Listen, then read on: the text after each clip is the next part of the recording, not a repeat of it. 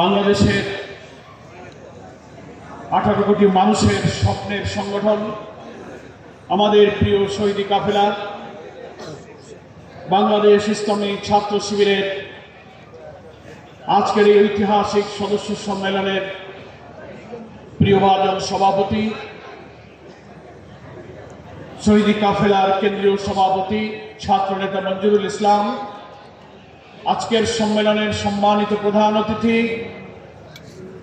বাংলাদেশের একটি নতুন কল্যাণ রাষ্ট্র বিনির্মাণের স্বপ্ন সারথী বাংলাদেশ জামাত ইসলামের সম্মানিত আমিরে জামাত ডাক্তার শফিকুর রহমান, উপস্থিত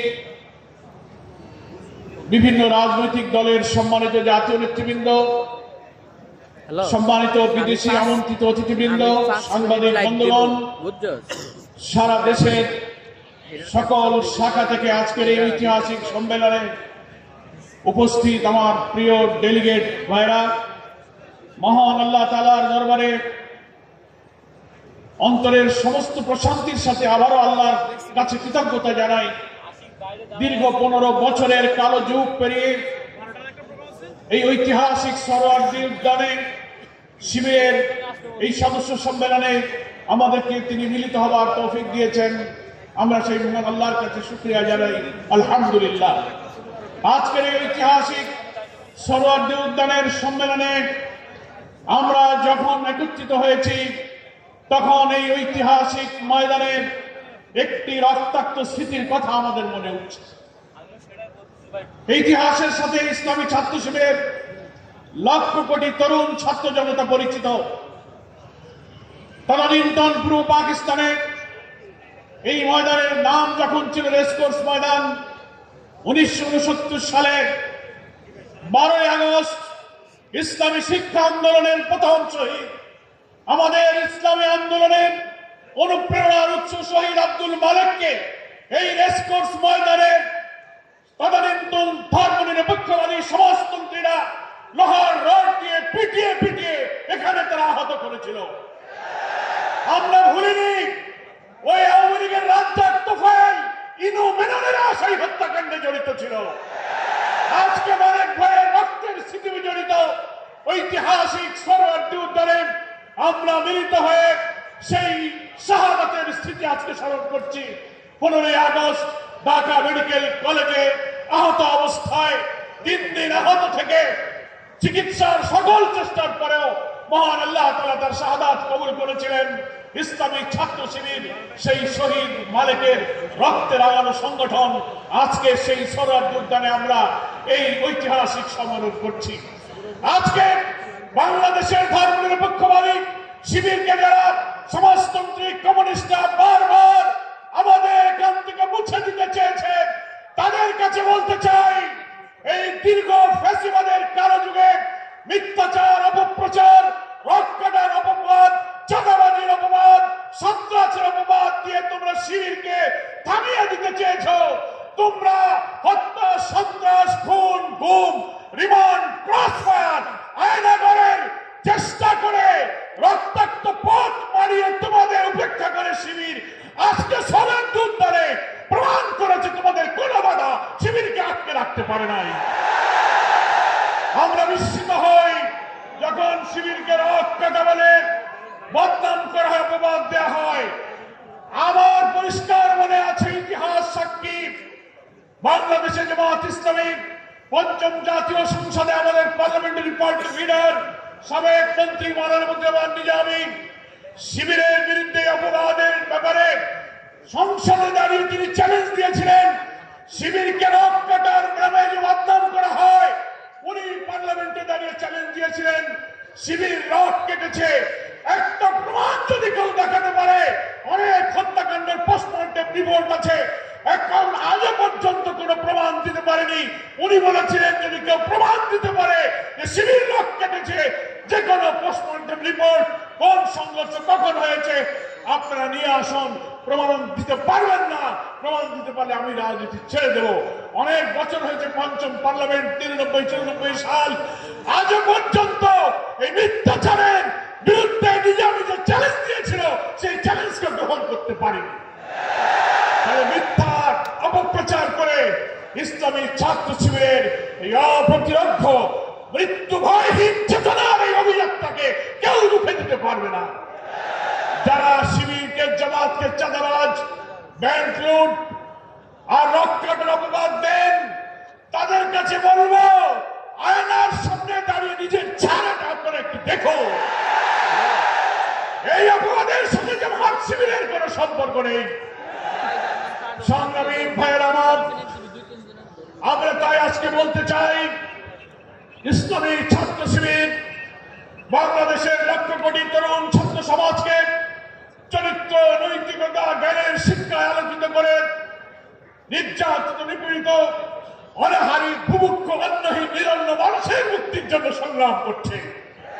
দুনিয়াবি কোন স্বার্থ, জাগতিক বিত্ত, বৈভব, সম্পদের মোহ শিবিরের মধ্যে নাই। আজকে রাজনৈতিক অসৎ উদ্দেশ্যে সকল কোটি কোটি মানুষ যখন জাতীয় ঐক্যের স্বপ্ন দেখছে, রাজনৈতিক অসৎ উদ্দেশ্যে কিছু ব্যক্তিরা, বিদেশি কোন চক্র, বাইরের রাষ্ট্রবিরোধী আধিপত্যবাদী চক্রান্তের শিকার হয়ে যারা ফ্যাসিবাদ বিরোধী রাজনৈতিক দলগুলোর মধ্যে ঐক্য এবং বিভেদের বীজ ছড়াতে চান, তাদের কাছে আমরা আজকে এই সম্মেলন থেকে আহ্বান জানাই, এই পথ অকল্যাণের পথ, ক্ষতির পথ, ভাঙনের পথ, বিভেদের পথ।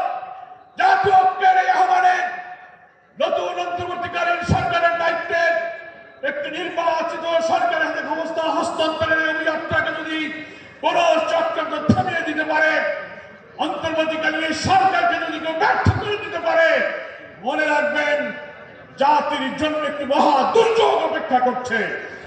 আমরা দেশবাসীর কাছে আহ্বান জানাই, সকল অপপ্রচার, মিথ্যাচারের বেড়াজাল ছিন্ন করে আসুন একটি শান্তিপূর্ণ বাংলাদেশ, নতুন রাষ্ট্র বিনির্মাণের চেষ্টায় আমরা এই দেশের মানুষকে ঐক্যবদ্ধ করি। প্রায় 2000 ছাত্র জনতার রক্ত, 30-40 হাজার আহত ছাত্র জনতার যে আকুতি, তাদের চোখের পানি, তাদের রক্ত এখনো শুকায়নি।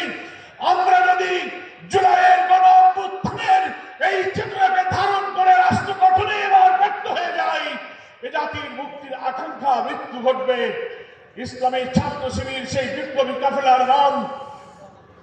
জুলাইয়ের ছাত্র গণ অভ্যুত্থানের ঐতিহাসিক সংগ্রামের এক গর্বিত অংশীদার হচ্ছে ইসলামী ছাত্র শিবির। আমরা তাই মনে করি, ইসলামী ছাত্র শিবির সেই ঐতিহাসিক এই সম্মেলন থেকে আগামী দিনে অভিষ্ট লক্ষ্যে তারা এগিয়ে যাবে। কোন অপপ্রচার, কোন বাধা, কোন মিথ্যাচার, কোন ষড়যন্ত্রকে শিবির প্রশ্রয় দেবে না। সম্মেলনের ডেলিগেটদের কাছে আমার একটি আবেদন থাকবে, ইসলামী ছাত্র শিবিরে এসে আমরা যেদিন প্রথম এখানে দাওয়াত পেয়েছি, বইপন্থী কালিমা লা ইলাহা ইল্লাল্লাহ ভিত্তিতে, তাওহীদের ভিত্তিতে জীবন গড়ার শিক্ষা পেয়েছি, চরিত্র, নৈতিকতা, জ্ঞানের যে আদর্শ আমরা শিবির থেকে পেয়েছি, সমাজের মানুষের হৃদয় মন দিয়ে আমরা এই সমাজকে তখন আলোকিত করতে পেরেছি। আজকেও এই সম্মেলনে সারা দেশের সদস্যদের এটাই প্রত্যয় হওয়া দরকার।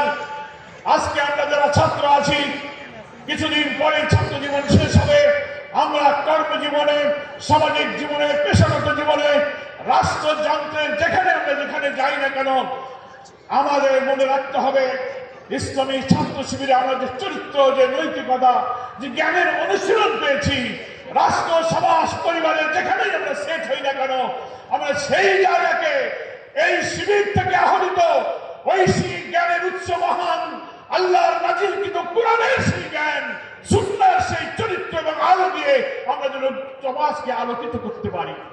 আমরা ছাত্র জীবন শেষ করে দিতে পারি, চাকরিতে যেতে পারি, ব্যবসায় যেতে পারি, আমরা রাষ্ট্রযন্ত্রের বড় বড় জায়গায় বসতে পারি। আমি কি পথ পরিধারণ করলাম সেটা আমার কাছে মুখ্য বিষয় নয়।